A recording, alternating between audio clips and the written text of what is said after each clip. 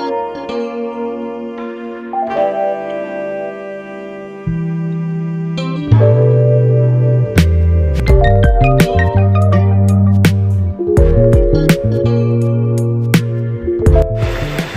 assalamualaikum. Sebelum perkenalkan, nama saya Dian Arum. Jadi di sini saya ingin membahas materi tentang distribusi normal, yang dimana di materi ini juga ada beberapa poin penting yang nantinya akan saya dan teman saya bahas, yaitu yang pertama ada pengertian dari distribusi normal, teori distribusi normal, parameter distribusi normal, karakteristik, serta contoh dan pembahasan soal dari distribusi normal.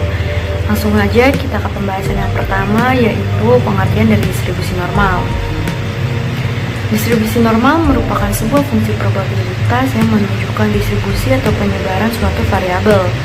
Fungsi tersebut umumnya dibuktikan oleh sebuah grafik simetris yang disebut kurva lonceng atau bell curve.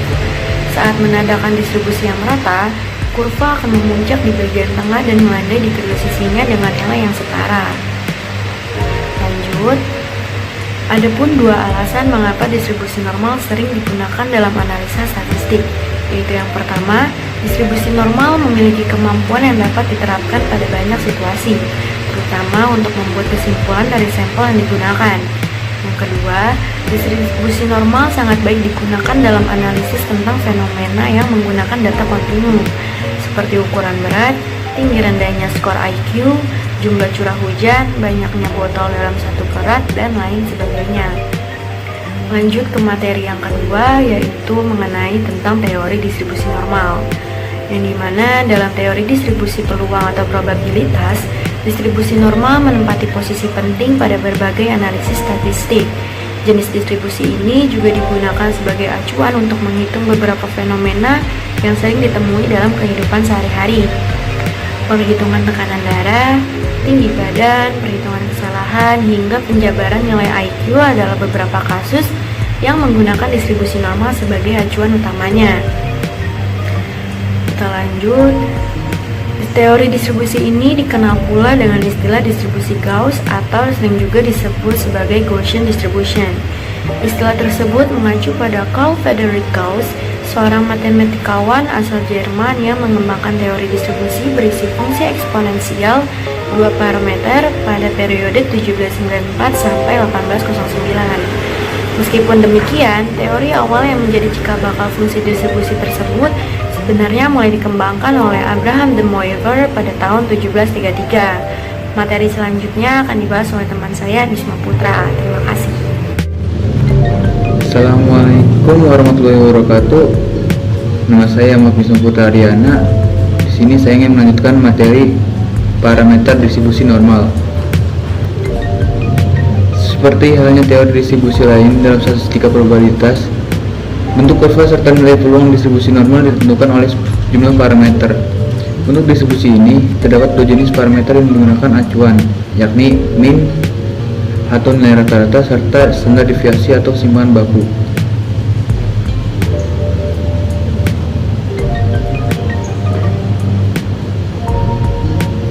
Parameter distribusi normal. 1. Nilai rata-rata digunakan sebagai pusat distribusi atau penyebaran nilai lainnya. Nilai tersebut akan menentukan lokasi titik puncak dalam kurva lonceng, sedangkan nilai lainnya akan menyebar mengikuti rata. 2. Standar deviasi adalah penghitungan variabilitas yang menentukan lebar sebuah kurva distribusi normal.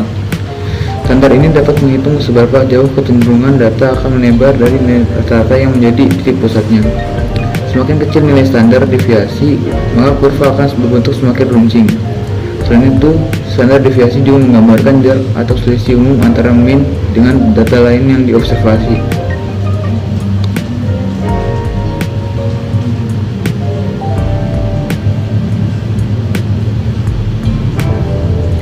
Karakteristik distribusi normal. Saat menunjukkan nilai penyebaran data, distribusi normal memiliki sejumlah karakteristik utama sebagai berikut. 1. Teori distribusi ini memiliki nilai mean, median, dan modus yang sama. Oleh karena itu, distribusinya sering pula disebut unimodal. Mean atau nilai rata-rata dan nilai standar deviasi akan menentukan bentuk dan lokasi distribusi.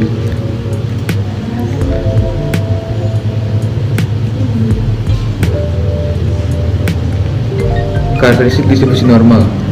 Titik puncak kurva adalah nilai rata-rata. Nilai ini berada tepat di tengah kurva, sedangkan data distribusi terletak di sekitar garis lurus yang ditarik ke bawah dari titik tengah tersebut. Kurva distribusi selalu bersifat simetris dengan bentuk lonceng atau bell curve.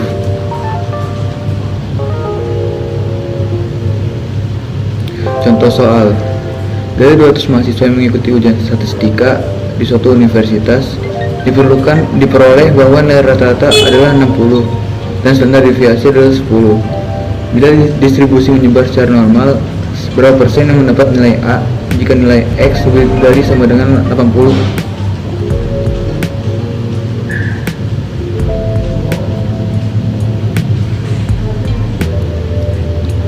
X, nilai ujian statistika mahasiswa. N, 200, N 60, sigma 10. Distribusi menyebar secara normal.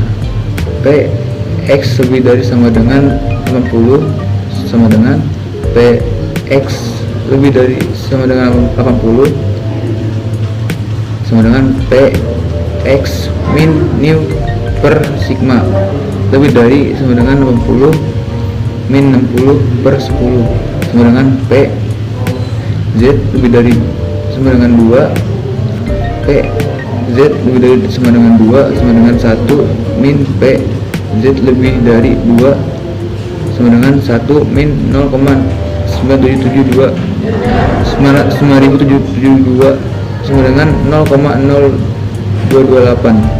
Jadi sekitar 2,28% mendapat nilai A.